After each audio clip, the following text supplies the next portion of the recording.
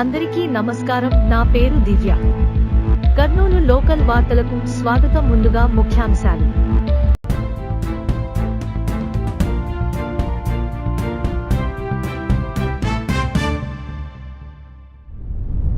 శ్రీశైల జలాశయం నుండి కృష్ణమ్మ బిరబిర నాగార్జున సాగర్ వైపు పరుగులు పెడుతుంది.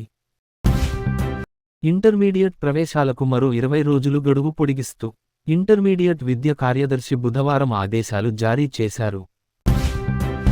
నేడు హంద్రీనీవా నదికి నీటి విడుదల చేయనున్నారు.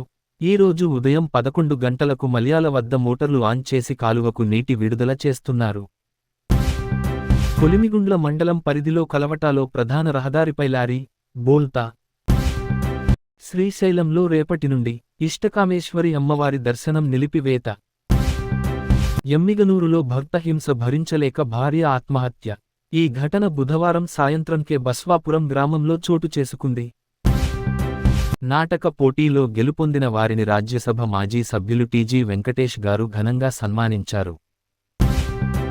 ఎగువ కురుస్తున్న వర్షాలు తగ్గుముఖం పడుతున్నందున తుంగభద్ర నదికి తగ్గుతున్న వరద ప్రవాహం.